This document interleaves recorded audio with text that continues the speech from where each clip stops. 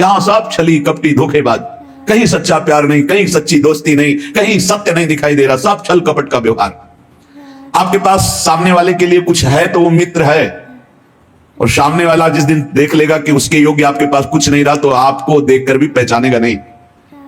अभी आपके पास है इसलिए सब हाथ मिला रहे हैं, चाहे वो शरीर हो या शरीर संबंधी भोग सामग्री हो या गुण हो, गुणमानी संसार। और जिस दिन तुम्हारे पास वो नहीं रहेगी, उस समय हरि के सिवा कोई तुम्हारा दोस्त नहीं है। और हरि से दोस्ती कर लो, जीवन सार्थक हो जाएगा, आनंदमय हो जाएगा। समझो आप, यहां सीधे प्रकृति से ही संबंध है, परमात्मा के संबंध की कहीं कोई बात नहीं जगत में। ये जो हम पत्र पुष्प फल आदि समर्पित करते हैं, इसमें भाव होता है, भूखे नहीं है, भूखे नहीं भगवान तुम्हारे, बहुत करुणा में है। चाहे हरि हो, चाहे हर हो, चाहे जो भी भगवत स्वरूप हो, बहुत करुणा में है, करुणा का साक्षात स्वरूप है। हमारा संबंध प्रभु से जो है उसको हम स्वीकार नहीं करते, बस खास बातें हैं। और प्रकृति से शरीर का संबंध है, और हम शरीर को मैं मानकर प्रकृति से संबंध माने हुए, परमात्मा से संबंध नहीं, यही बड़ी हानि हो गई।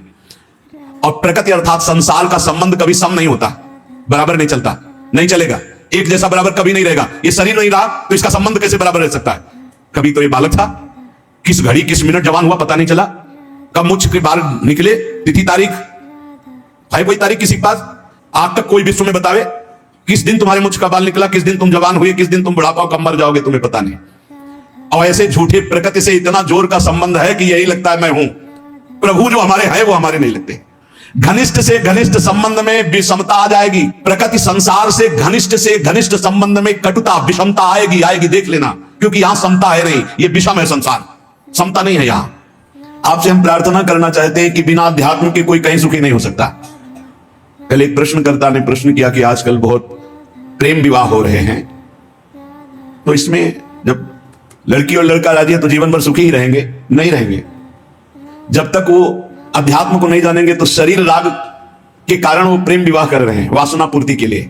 और जिस दिन उससे अच्छा कोई शरीर रागी मिल गया, तत्काल त्याग कर देगा, चाहे बेटा हो चाहे बेटी हो, लड़का हो चाहे लड़की हो। और ये शरीर प्रतिक्षण नाश को प्राप्त हो रहे हैं, इनकी सुंदरता, इनका बल, इनका भाव प्रतिक्षण पतन की तरफ जा रहा है।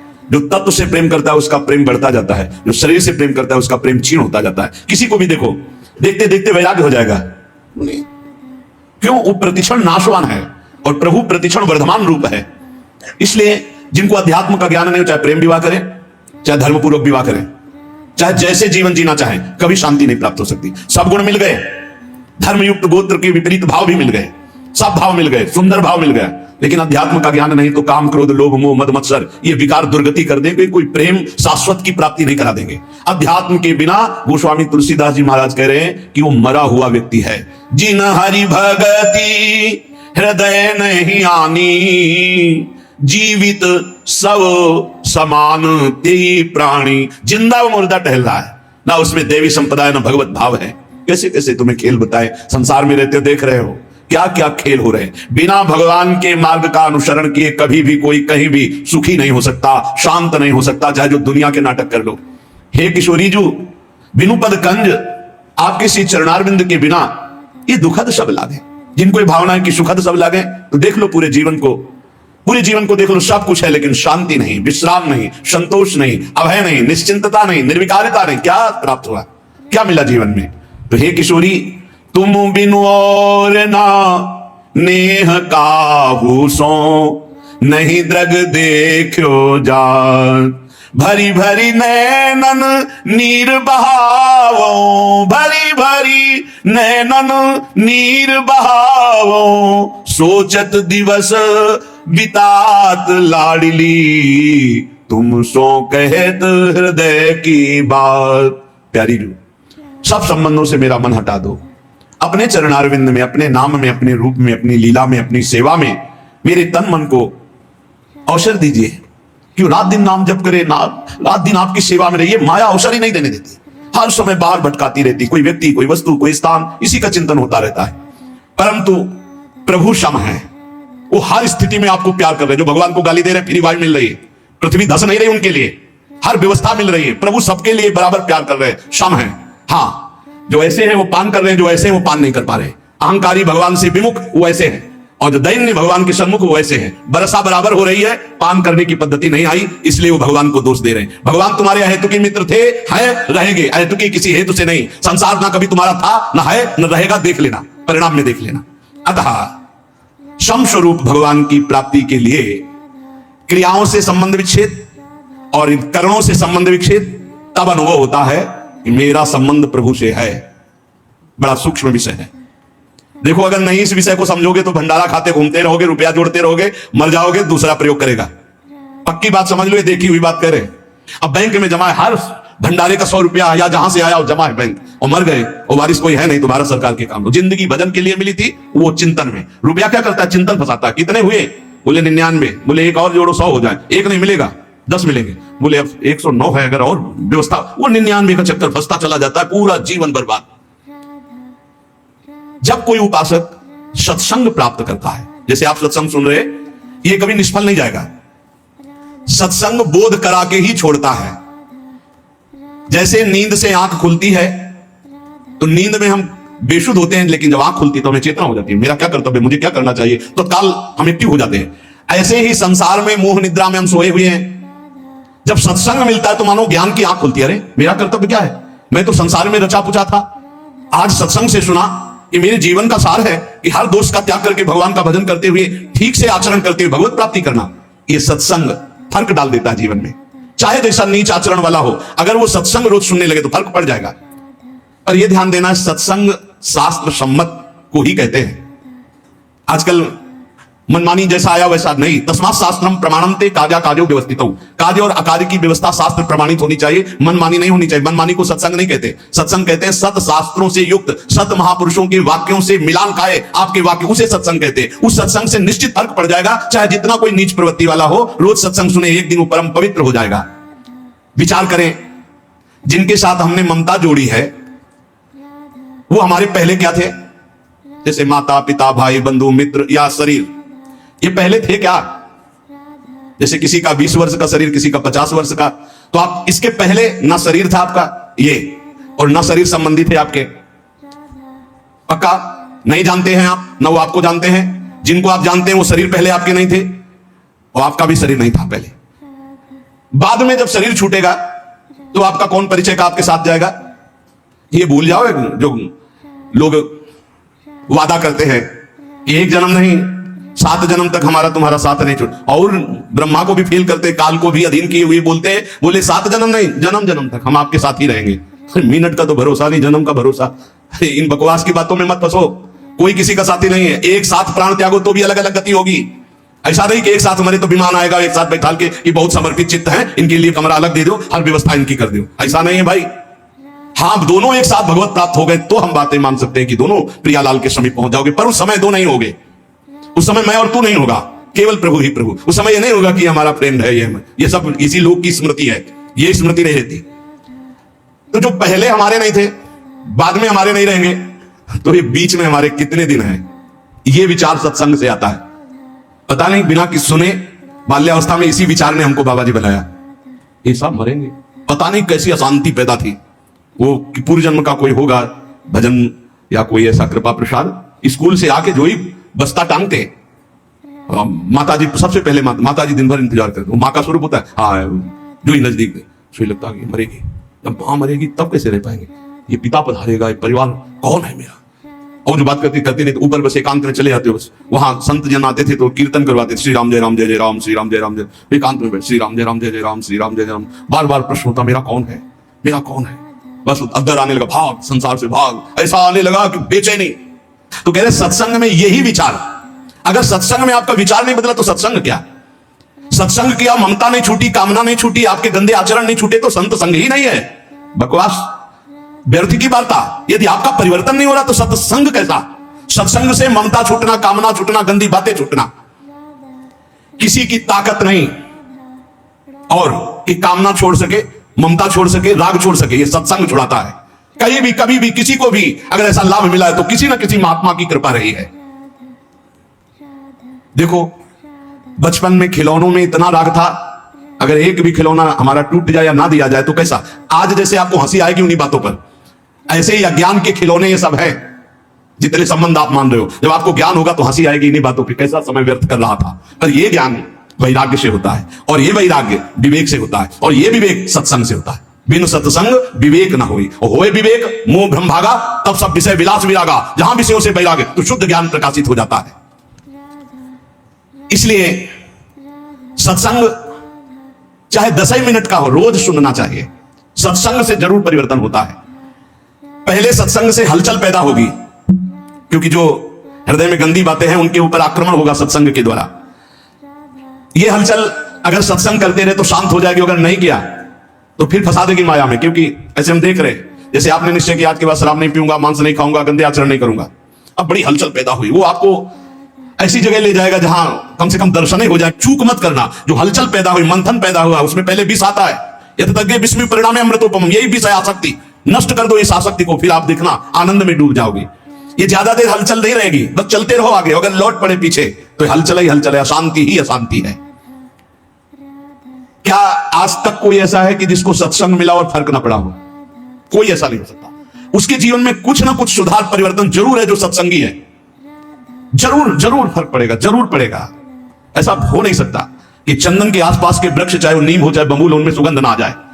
ऐसे ही संत संग से जीवन में भागवतिकता ना आ जाए, ऐसा हो नहीं सकता। या वो संत नहीं है और या आप बहुत बड़े अपराध कर रहे हो वर्तमान में, इसलिए कोई फर्क नहीं पड़ रहा। नहीं तो सत्संग का निश्चित फर्क पड़ता है।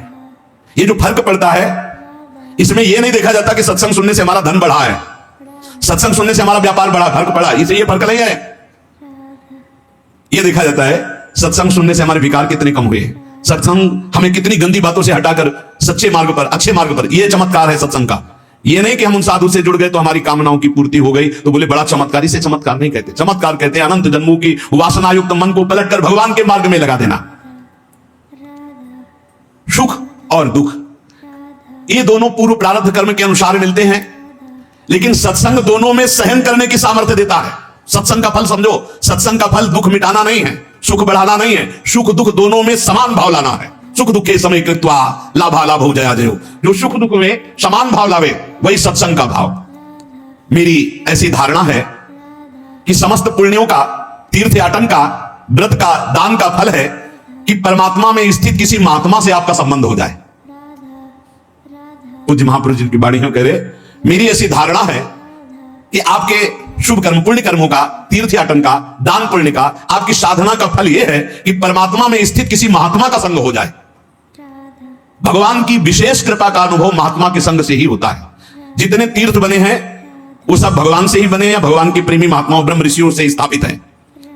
भगवान की लीला, भगवान की महिमा, भगवान की महत्ता, माया से मुक्तता, ये केवल संतों के द्वारा जाना जाता है। कैसे माया से मुक्त होना है, भगवान की महिमा क्या है, भगवान की लीला क्या है, भगवान की महत्ता क्या है, ये मेरी धारणा है। मैं अपनी धारणा से कह रहा हूं कि जो भगवान अवतार लेकर कार्य करते हैं उससे कई गुना बढ़कर भगवान के प्रेमी संत जन कार्य कर देते हैं। भगवान तो विनाश लीला भी करते हैं, संत दुष्टता का विनाश करते हैं, दुष्टों का नहीं।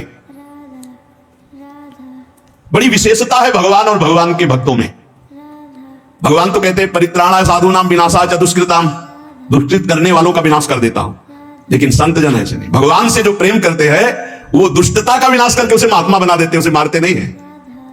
भगवान की महिमा अगर किसी के हृदय में जागृत हुई तो जरूर संत वचन कान में पड़े हैं। भगवान को बड़ा संतोष होता है जब जीव कभी किसी संत को अपना मान लेता है और भगवान उस पर अपार कृपा करने लगते हैं। ये मेरी धारणा है। संसार का सबसे ज्यादा लाभ भगवान के प्रेमी जनों से होता है।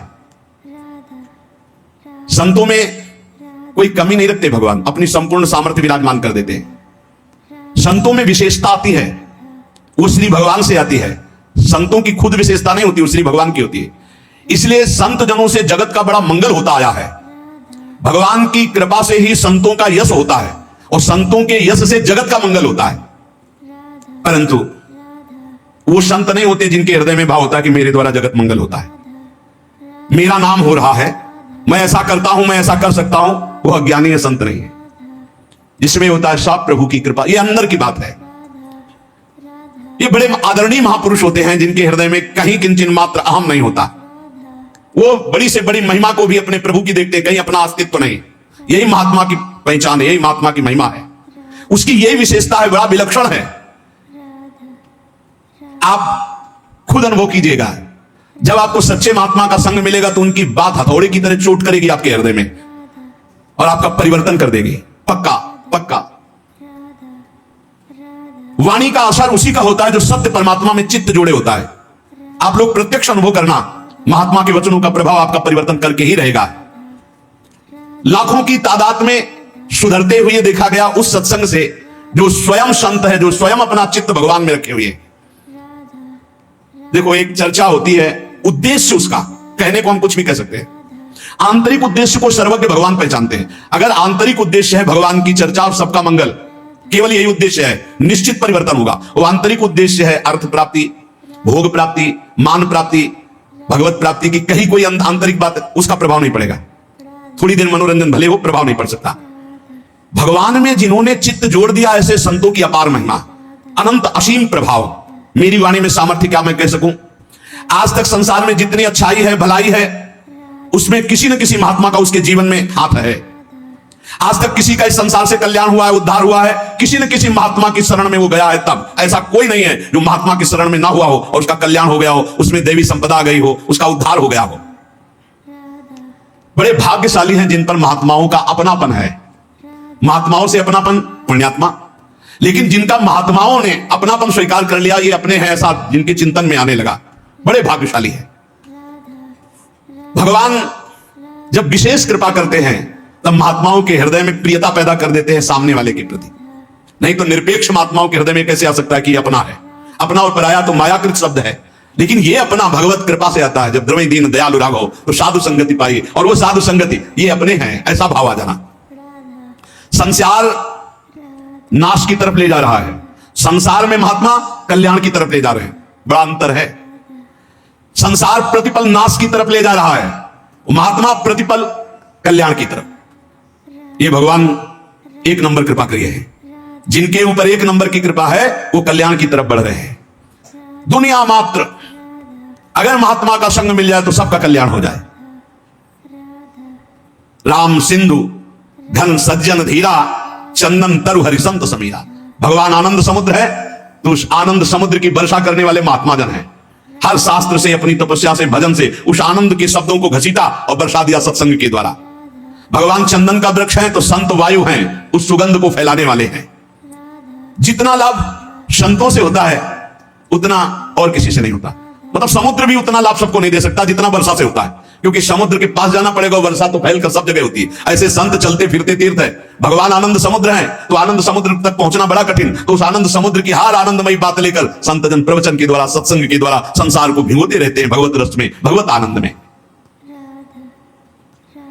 आनंद की बाढ़ अगर कहीं आई है तो सत्संगी के हृदय में ही आई है। भगवान के प्रेमी भक्त अगर कोई बने हैं तो संत कृपा से बने हैं। इसलिए अगर किसी को सत्संग प्राप्त हो गया है तो उसे छोड़ना नहीं, ये दुर्लभ वस्तु है। सुतदारा धन लक्ष्मी पापियों के घर होए, संत समागम हरि कथा तुलसी दुर्लभ दुए। महासंगस तो दुर्लभ हो। भगवान का पूजन करना, भगवान का भजन करना, भगवान का चिंतन करना आज तक किसी के जीवन में आया है तो संत संग से आया है। हम तो ये देख पा रहे हैं कि भगवान से भी अधिक कृपा महात्माओं की जोरदार होती है, क्योंकि भगवान सबके हृदय में रहते हुए भी दुर्गति बंद नहीं हो रही, और संत का सानिध्य में प्रकट में मिल गया तो दुर्गति वहीं से रुक जाएगी। बिल्कुल सच्ची बात। हमारा सबसे बड़ा लाभ का केंद्र संत महात्मा है। विश्व का आज तक जो लाभ हुआ वो संतों से हुआ है। लीला देखने में, लीला सुनने में हमारे हृदय में तभी प्रीति होगी जब प्रेमी महात्मा गायन करेगा। खास बात है, जो भगवान से प्रीति करते हैं वो जब चर्चा करते हैं तो एक विशेष आनंद होता है। भगवान के प्यारे भक्त साक्षात परम पावन तीर्थ स्वरूप होते हैं। उनके दर्शन स्पर्श मात्र से पाप नष्ट होते हैं। भगवान उनके हृदय में विराजमान रहते हैं। बड़े बड़े तीर्थों का स्नान करना, वहां जाकर संयम नियम पूर्वक जैसी महिमा है वैसा निर्वाह करना, तब कहीं आगे चलकर फल मिलता है। लेकिन सत्संग का तो तत्काल फल मिलता है, तत्काल फल मिलता है, जीव का परिवर्तन होना शुरू हो जाता है। इसलिए मोरे मन प्रभु विश्वासा, राम ते अधिक राम कर दासा। भगवान से अधिक भगवान के दास की महिमा है, निश्चित विश्वास कीजिए। भगवान के दास की महिमा ऐसी है कि उसको भगवान चाहे बाद में मिले, लेकिन भगवान के दास का दासत्व जो ले ले उसको पहले भगवान मिलते हैं। ये खास बात है। दास दासोहम में एक खास बात है। भगवान के दास का आश्रय ले लिया तो उसको भगवान बाद में दुलार करेंगे, पहले दास के दास का दुलार करेंगे। जैसे बिजली का कनेक्शन ना हो, सही कनेक्शन ना हो, तो बिजली आ भी रही बोर्ड में, आपका स्विच भी सही है, तार भी लगा हुआ है, बल्ब भी सही है, ऑन ऑफ भी कर रहे हो, लेकिन नहीं जलेगा वो। ऐसे ही अगर संत से सही कनेक्शन आपका नहीं है, फिर आप